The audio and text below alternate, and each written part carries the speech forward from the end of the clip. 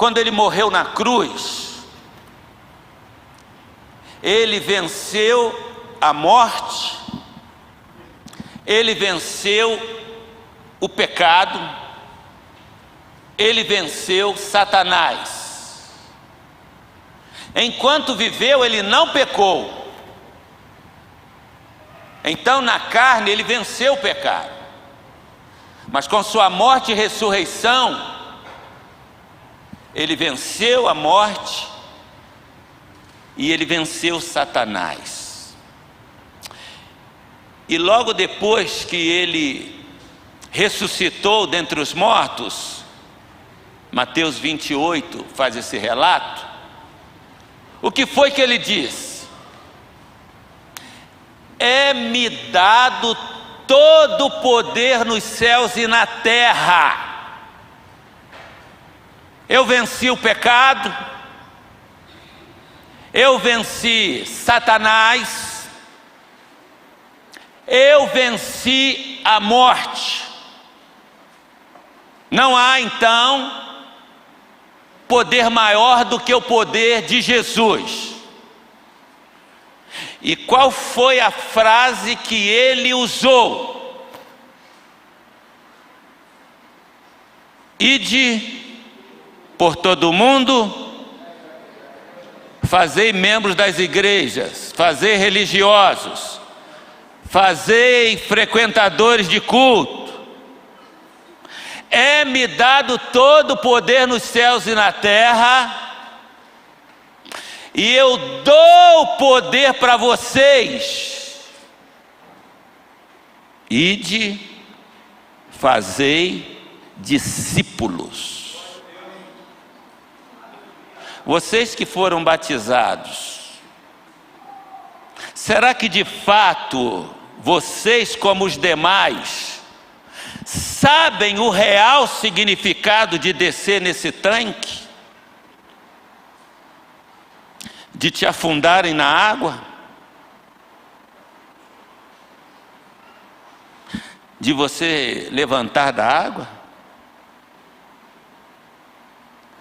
Jesus, ele determinou que fizéssemos discípulos e que os batizássemos em nome do Pai, do Filho e do Espírito Santo, da Trindade eterna. Porque quando você desce ali, é como se você estivesse descendo dentro da tua sepultura. Você mesmo está descendo dentro da tua sepultura. Quem é que desce dentro da sepultura? É quem está vivo ou quem está morto? Por que tem tanto crente vivo então? Se todos desceram ali. Quando você entrega a tua vida a Jesus, e o simbolismo do batismo, é que você morreu. Então você está sendo sepultado, você desceu debaixo da água. Por isso que a palavra batismo significa sepultamento, afundamento. Assim como joga-se terra num defunto, aquela água que você ficou debaixo dela ali por um instante, significa que você morreu e foi sepultado, e que agora você sai da água como uma nova pessoa. Não é mais você que vive.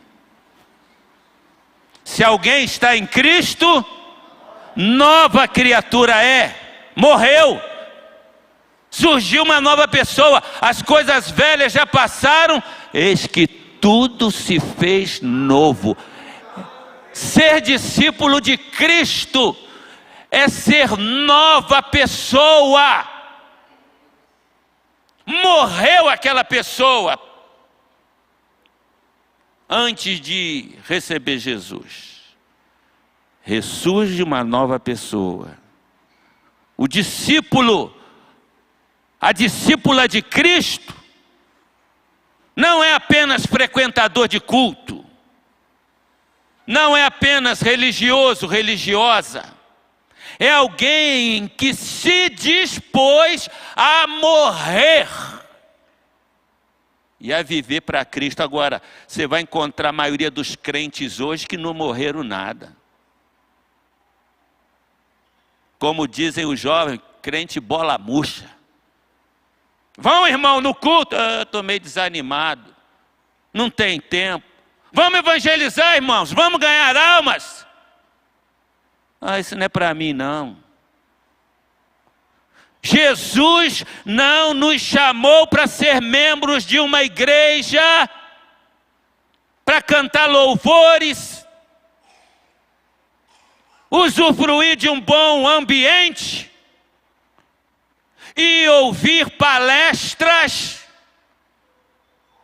que tem que ser de qualidade, porque senão vão sair fazendo biquinho. Não gostei do que o pastor falou, não entendi nada. É o tipo de crente. Jesus não mandou ninguém que o seguisse voltar a se reunir no templo e fazer os ritos religiosos. Ele olhou para o templo e disse: não vai ficar aqui pedra sobre pedra que não seja derrubada. Ou seja, eu vou mudar a cabeça de vocês. Eu vou mudar a religiosidade de vocês. Mas os crentes de hoje voltaram ao primeiro século para ficar dentro do templo. Não ganham uma alma para Cristo. Não se preocupam com isto. Pouco se importa se alguém está indo para o inferno ou não. Discípulo é quem morreu. Eu não vivo mais, diz Paulo. Eu já estou crucificado com Cristo. É Cristo que vive em mim, e a vida que eu agora vivo, eu vivo é na fé do Filho de Deus, o qual me amou e se entregou por mim. Ele morreu por você. Se você não se dispuser a morrer por Ele, você não sabe o que é conversão. Diz a palavra do Senhor em Marcos capítulo 3. Marcos capítulo 3, a partir do verso 13. Jesus subiu a um monte e chamou a si aqueles que ele quis, os quais vieram para junto dele. Escolheu 12, designando-os apóstolos. Para quê? Para que estivessem com ele.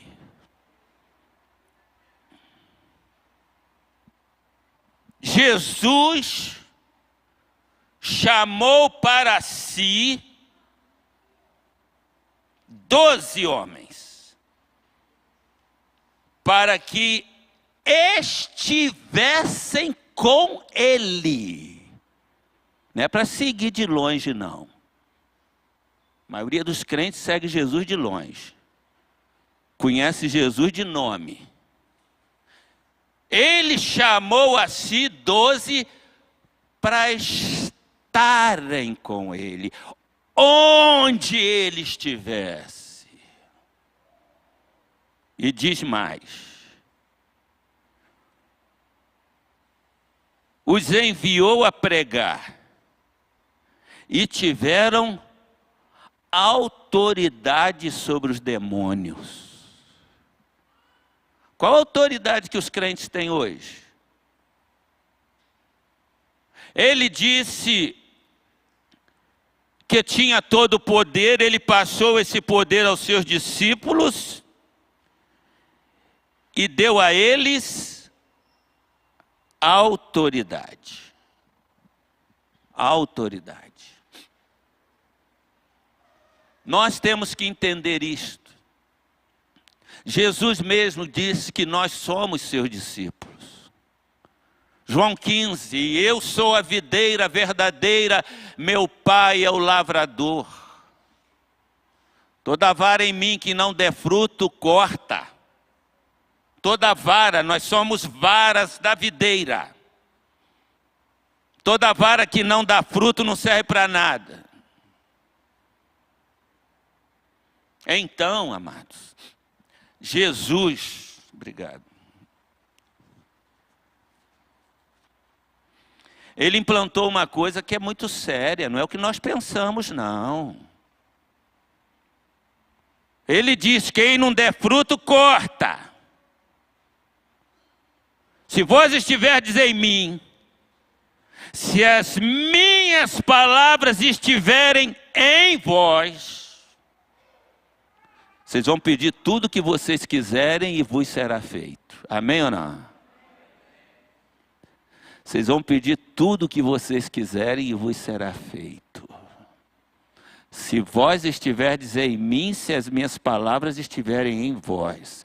Por isso ele chamou para si os discípulos, para que estivesse com ele, aprendendo com ele, ouvindo dele, vendo o que ele fazia.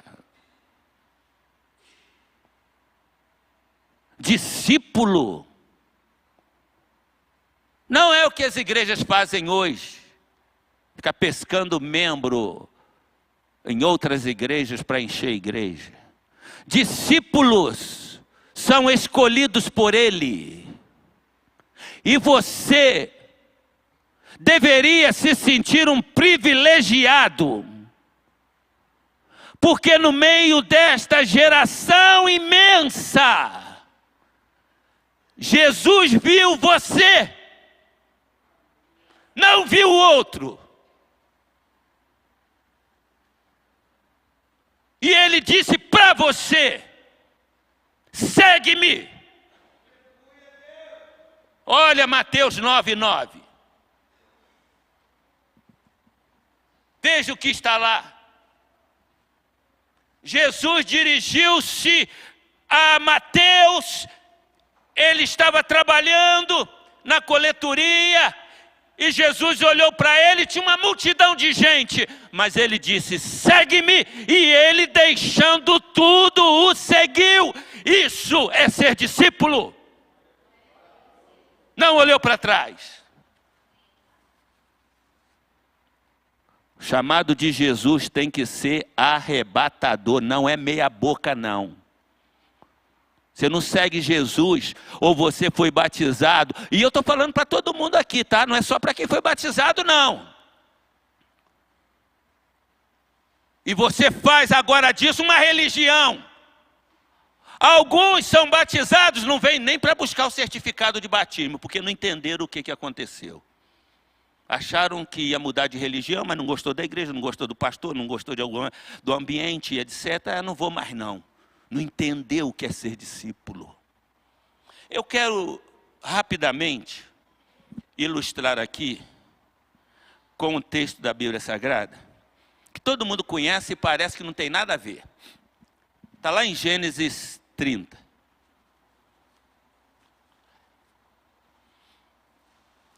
Você conhece essa história de Gênesis 30? É aquele episódio de Jacó e Labão. Labão era criador de gado. Mas o negócio dele era apenas se enriquecer com gado. Ele não era homem do ramo. Mas Jacó era. Jacó era pastor. Não vou entrar aqui nos detalhes do tempo que Jacó trabalhou com ele, dos enganos. Mas aqui tem algumas lições preciosas para nós. Diz o texto sagrado que Jacó decidiu ir embora, já tinha trabalhado o tempo combinado. E Labão não queria que ele saísse. Fez com ele uma negociação, que vocês conhecem. Só que Labão achou que ia passar a perna nele. Ele tinha gado de uma só cor, branco, por exemplo. Tinha gado de cores misturadas. E ele fez algo com Jacó terrível. Se você ler a partir do verso 37, você vai ver essa história. Capítulo 30. Ele disse para Jacó assim: Jacó, vamos fazer um negócio? Você vai trabalhar para mim, vai continuar trabalhando para mim. Você vai separar todo o gado salpicado, ou seja, malhado, etc. Você vai separar. E você vai ficar só com gado branco. E se nascer algum gado malhado, é teu. Olha a esperteza. Tem tudo a ver com discipulado, tá? Que eu estou falando aqui. Não estou mudando de rota, não. Então, Jacó está com gado todo branco, como você está de branco aí. Tirou os malhados, vermelho, preto, amarelo. E Labão deu para os seus filhos, separou, e agora vai o Jacó cuidar do gado de Labão. O que viesse malhado era dele. E vocês sabem a estratégia de Labão, não sabe? O que ele fez? Com certeza orou a Deus. Pediu direção. E encontrou uma estratégia fenomenal. Ele via onde o gado ia beber água, normalmente. E ele então pega varas. E se ler o texto todo, você vai ver que cada vara tinha nomes diferentes. Elas eram de espécies diferentes. E ele coloca aquelas varas onde com certeza ele tinha preparado o ambiente para o gado vir, beber a água. E quando o gado chega que vê aquelas varas, diz o texto, novas, verdes, que ele tinha encontrado, e ele começa a trabalhar aquelas varas, a descascar aquelas varas, de maneira tal que o gado chega e se assusta. E as vacas que estavam em fase de prenhez começam a produzir bezerros salpicados e malhados. E você pode achar que isso não tem nada a ver, mas pergunta às mães do passado aí, quando a mulher estava grávida, geralmente a mãe dizia assim: olha, não olha para coisa feia não, hein? Não olha para bicho não, hein? Você já viu que tem um monte de gente que tem cara de bicho? Cara de cachorro, de gato, de girafa. É? Pode rir, mas é verdade. Você olha assim, gente, olha que bulldog. Tem a ver. Por isto, eu sempre disse para minhas filhas, se tiver para ficar grávida, não olha para coisa feia. Meus netos são tudo lindos. Ó, você está grávida aí? Olha para uma criança bem bonitinha, de olhos verdes, vai nascer criança de olho verde. Ah, você não crê não, né? Não é olhar uma vez só, não. Diariamente. Você já viu que a mulher, quando se dá bem com o marido, quando se dá mal, você já conhece, eu já conheço. Quando vai um casal se aconselhar comigo, eu fico olhando a fisionomia de um e do outro. Quantos anos você tem de casado? 30. Mas um não tem nada a ver com o outro. Eu falei, esse casal não vive bem.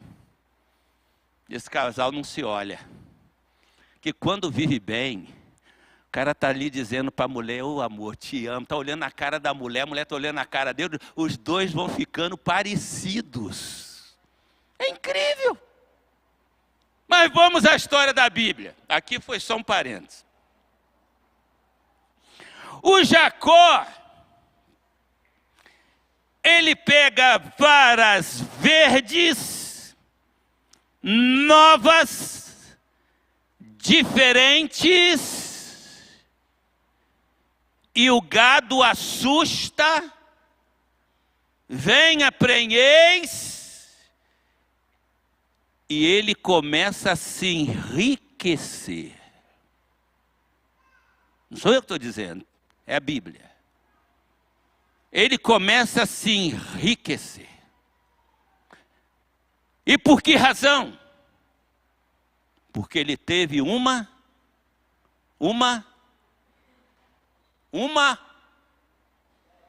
estratégia. A maioria das pessoas não saem do lugar que estão porque não tem uma estratégia. Ele descobriu uma estratégia. Ele não se acomodou na situação em que estava. Agora vejam o que ele fez. Ele pegou varas novas. E isto tem tudo a ver com o que Jesus fez. Ele podia ter chegado e pego aqueles mestres do templo, que eram varas velhas. E ele sabia que não teria como mudar a cabeça deles. Como nos dias de hoje. A gente prega dominicalmente, semanalmente, e nada muda no comportamento e na visão das pessoas. Varas enrijecidas. Se você dobrar, quebra. Então, Jesus foi onde? À beira-mar. Buscar homens despreparados que podiam ser trabalhados, porque a única coisa que queriam era mudar de vida. Quando você decide seguir a Jesus, para aqueles que deixam passar 5 anos, 10 anos, 15 anos, sem produzir, correm o risco de morrer sem produzir.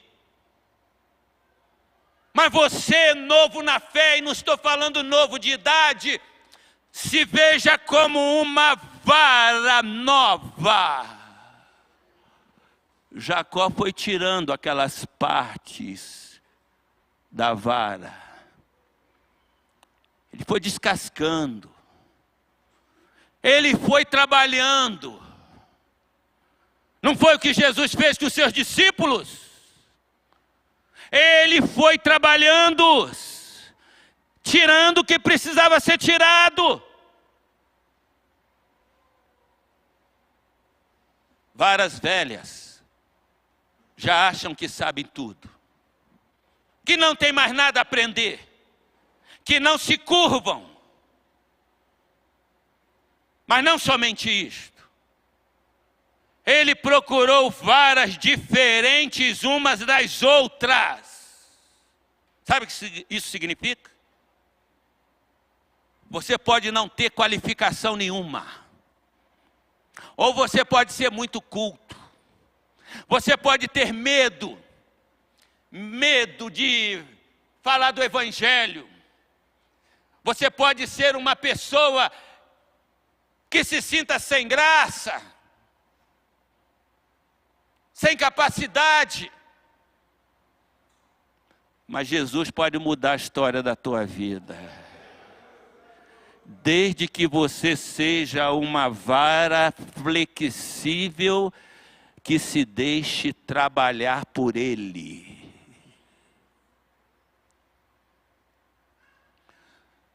Eu quero só ler o texto da palavra para a gente encerrar, porque o nosso tempo não permite mais. Então tomou Jacó varas verdes, de estoraque, de amendoeira, de plátano, e descascando nelas riscas brancas, descobriu o branco que nelas havia. Jesus, Ele quer trabalhar em nós, descascar até ver a nossa essência. Foi isso que Ele fez com os seus discípulos. Ele os chamou. Ele os trabalhou. E Ele disse, agora eu posso ir embora, vocês vão continuar a obra. Nós somos os continuadores daquela obra que Ele começou. E as varas que descascara, pôs em frente dos rebanhos, nos coxos, isto é, nos bebedouros, onde os rebanhos bebiam, e conceberam quando vinham beber. Verso 40. Então separou Jacó os cordeiros, e fez os rebanhos olhar para os listrados e para todos os escuros no rebanho de Labão, e pôs seu rebanho à parte, e não pôs com o rebanho de Labão. Amados, Jesus não só venceu Satanás, Jesus não só venceu a morte, Jesus não só venceu o pecado. Jesus nos ensinou uma estratégia para cada um de nós. Temos que ser discípulos e fazermos discípulos. Temos que ser discípulo. Você é discípulo de Cristo? Você pode dizer como Paulo, eu já estou crucificado com Cristo. O discípulo é alguém que morreu. É alguém que está crucificado. E a segunda pergunta é, quantos discípulos você tem feito? Quantos discípulos? E olha que eu estou nessa igreja há mais de 20 anos capacitando pessoas, incessantemente. E a maioria não quer ser capacitada. E quando capacitado, não coloca em prática. Eu tenho todo o poder nos céus e na terra. Eu vou dar poder para vocês e eu vou capacitar vocês. Vocês vão varrer o mundo em meu nome. As portas do inferno não vão prevalecer contra a minha igreja. Esta igreja, você que me ouve nesta hora, pode fazer diferença nesta geração. Se você entender que tem um chamado. Ele te chamou para ser discípulo. E te chamou para fazer discípulos. Que Deus nos abençoe. Amém? Glorifica o nome do Senhor. Amém.